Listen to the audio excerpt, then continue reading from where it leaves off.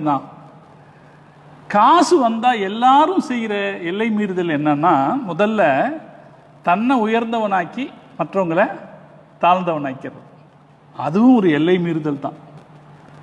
பணம் வசதி வருகிற போது காசு நமக்கு இருக்குது அப்படிங்கிறதுனால நாம மனுஷத்தன்மையை விட உயர்ந்தவர்களாகி விட மாட்டோம். நமக்கும் 2 கண்ணு தான் இருக்கும், நமக்கும் 2 காது தான் இருக்கும், நமக்கும் பசிக்கும், வயிறு இருந்தால் பசிக்கும், நமக்கும் மனுஷ தேவைகள் என்ன இருக்கோ அந்த தேவைகள் எல்லாம் சாதாரண மக்களுக்கு எப்படி நடக்குமோ அது போல தான் நமக்கு நடக்கும். காசு வர்றதுனால நம்முடைய வாழ்க்கையினுடைய இயற்கை போங்கு மாறி போயிடாது. ஆனால் காசு வரும்போது ஏற்படக்கூடிய ஒரு விளைவு என்னன்னா, மனுஷங்களை விட தன்னை உயர்ந்தவனாக நினைச்சுக்கிறது. முதல் விஷயம், அவன் தன்னை பணத்தின் காரணத்தில், பணம்னாலும் சாதாரண பணம் இல்லை, நான் சொன்ன மாதிரி இவ்வளோ பெரிய பணம். அப்போ அந்த பணத்தினால என்ன நினைச்சான், மற்ற மனுஷங்கள் எல்லாம் அவனுக்கு அடிமைகளை போல தெரிஞ்சாங்க, அவன் எஜமானனை போல தெரிஞ்சான். மற்ற மனுஷங்களை விட தன்னை உயர்வா நினைச்சான். அதுக்கு அடையாளமாக அவன் போட்டிருக்கிற ட்ரெஸ்ஸை ஒரு 2 அடி கீழே தொங்குற மாதிரி வச்சிருப்பானான். கீழே அப்படியே அவன் போடுற ட்ரெஸ் அப்படியே உரசிக்கிட்டு வரும். அது யார்கிட்ட எவ்வளோ காசு அதிகமாக இருக்குதுங்கிற காட்டுறதுக்கான ஒரு அடையாளமாக இருந்துச்சு. அந்த அளவுக்கு பின்னால் அவனுடைய ஆடைகள் தொங்கிக் கொண்டு வருகிற அளவுக்கு ஆடைகளை இழுத்து விட்டுருந்தான். இப்படி அக்கிரமம் செஞ்சான். முதல் அக்கிரமம். 2வது அக்கிரமம் என்னன்னா, பணம் வர்ற போது பண வசதி படைத்தவர்கள் செய்ய வேண்டிய மிக முக்கியமான விஷயம் ஏழைகளுக்கும் இல்லாதவர்களுக்கும் உதவி செய்வது. அது செய்யாட்டி அதுவும் அக்கிரமம் தான். ஒரு பெரிய வசதி படைச்சாலு அவர் வேலையை மட்டும் பார்த்துக்கிறாரு, அவருடைய தேவைகளை மட்டும் பார்த்துக்கிறாரு, பக்கத்தில் இருக்கிற ஏழைகளுடைய பசியை அவர் கவனிக்கலைன்னா அதுவும் அக்கிரமம் தான். இந்த 2வது அக்கிரமத்தையும் அவன் செஞ்சான். 3வது பணக்காரங்க செய்கிற அக்கிரமம் என்னன்னா, அடுத்தவங்கள்ட்ட இருந்தும் புடுங்க நினைப்பாங்க. செல்வம் பெருக பெருக அது ஒரு போதுங்கிற மனசை கொடுக்காது. அது என்னன்னா, இன்னும் சேர்த்தணும்னு சொல்லும். இப்போ யார்கிட்ட அல்லாஹ் யாருக்கு ஹிதாயத்து கொடுக்கலையோ அவன் என்ன பண்ணுவான், இன்னும் சேர்க்கணுங்கிறதுக்காக அப்பாவிகளை அடிச்சு பிடுங்குவான். அவங்ககிட்ட அந்த இடம் இருக்கா அதை பிடுங்கு, இவங்ககிட்ட இந்த கடை இருக்கா இதை பிடுங்கு. சில பேர் அப்படி செய்கிறாங்களா இல்லையா? காசு பணம் வரும்போது அக்கம் பக்கத்தில் இருப்பவர்களை, ஏழை எளியவர்களை அடித்து பிடுங்குவது. இந்த 3 வேலையும் அவன் செய்தானா. அல்லாஹ் அதனால 19வா சொல்றான், அவன் என்ன செஞ்சான், ஃபபகா அலைஹிம், காசு வந்த உடனே அவர்கள் மீறி எல்லை மீறினான். வாத்தைனாஹு, நாம் அவனுக்கு கொடுத்திருந்தோம், மினல் குனூஸ், நிறைய புதையல்களை கொடுத்திருந்தோம். மா இன்ன மஃபாத்திஹு லதனூ பில் உஸ்பதி உலில் குவா, பலமான ஒரு கூட்டம் அதை சுமக்க தடுமாறும், அதனுடைய சாவிகளை சுமக்க தடுமாறும். அப்படி ஒரு செல்வம் அவனுக்கு கிடைச்சிருந்தது. இந்த செல்வத்தோட அவன் ஊர் உலகத்தில் நடமாடும் போது ஊரில் பெரிய மனுஷங்க இருக்கத்தானே செய்வாங்க.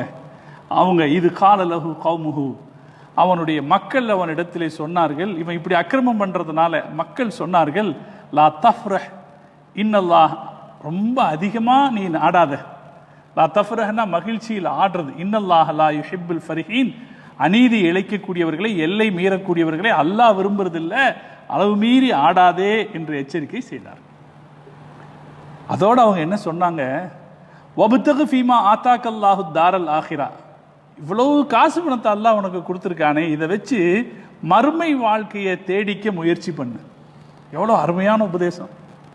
இந்த உபதேசம் உலகத்தில் யாரிடத்துல எந்த வசதி இருந்தாலும், உலகத்தில் யாராக இருந்தாலும் அவங்க ஞாபகத்தில் வைக்க வேண்டிய வசதி. நமக்கு அல்லாஹ் காசு கொடுத்தான்னா அதை வச்சு நம்முடைய மறுமையை சரி பண்ணிக்கிறதுக்கான வேலையை நம்ம பார்த்துருணும். புத்திசாலித்தனம் அது. ஃபர்ஸ்ட் தன்னோட ஒரு பண வசதி படைச்சவர் என்ன நினைக்கிறாரு, ஃபர்ஸ்ட் நான் என்ன செய்யணும், முதல்ல நான் என்ன செஞ்சுக்கணும். நிறைய பேர் கேட்டான்னு சொல்லுவாங்க, முதல்ல ஒரு பெரிய வீடு கட்டிக்கணும், அப்புறம் ஒரு தேவையான வசதிகளை பண்ணிக்கணும், அதுக்கப்புறம் தோட்டம் துறவுகள் வச்சுக்கணும், பண்ணை வீடுகள் வச்சு, இப்படிலாம் இலக்கு வச்சிருப்பாங்களா இல்லையா? பணக்காரங்களுக்கு முதல் இலக்கு, காரூனிடத்தில் அந்த மக்கள் சொன்ன இலக்கு, உலகத்தில் எந்த பணக்காரர் இருந்தாலும் அவர்கள் எல்லாருக்கும் பொருந்தக்கூடிய முதல் இலக்கு. முதல் இலக்கு என்னவா இருக்கணும், அல்லாஹ் எனக்கு இந்த உலகத்தில் பண வசதியை கொடுத்துருக்கான், இதை வச்சு முதல்ல நான் என்னுடைய மறுமை வாழ்க்கையை கொஞ்சம் நன்மையை தேடிக்கணும் அப்படின்னு நினைக்கணும். வபுதகு ஃபீமா ஆத்தாக்கல்லாஹு தாரல் ஆஹிரா, அல்லாஹ் உனக்கு கொடுத்த காசை வச்சு நீ மறுமையை தேடிக்க. வலா தன்ச நசீபக்க மினத் துன்யா, இந்த உலகத்துல நீ என்ன ஆட்டம் போட்டாலும் இந்த உலகத்திலிருந்து உனக்கு என்ன கிடைக்கும்ங்கிறத மறந்துடாத. ரொம்ப அருமையான வார்த்தை, நினைச்சா இதயத்தை நடுங்க வைக்கிற வார்த்தை. எவ்வளவு பெரிய ஆளா இருந்தாலும் சரி, இந்த உலகத்திலிருந்து உனக்கு என்ன கிடைக்கும், அல்லாஹ் என்ன கிடைக்கும்ங்கிறத பொதுவா நம்ம சிந்தனைக்கு விட்டுட்டான். திருக்குர்ஆனுடைய அறிஞர்கள் சொல்லுவாங்க, உலகத்திலிருந்து நமக்கு கிடைக்கிற நசீப் என்ன? ஒன்னே ஒண்ணுதான், கஃபன் துணி தான். திருக்குர்ஆனுடைய அறிஞர்கள் சொல்லுவாங்க, இந்த உலகத்திலிருந்து நமக்கு கிடைக்கிறது என்ன?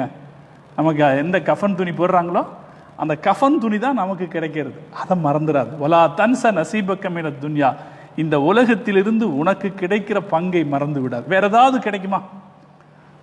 கோட்டை கட்டி வாழ்ந்தார், உலகத்துக்கு அமெரிக்காவுக்கு ஜனாதிபதியா இருந்தார், எவ்வளவோ பெரிய செல்வாக்கு மிக்க ஆட்கள் ஆள் பலம் வச்சிருந்தார். எல்லாம் வச்சிருந்தாலும் சரிதான், மௌத்தானா கடைசியில் என்னதான் கிடைக்கும்?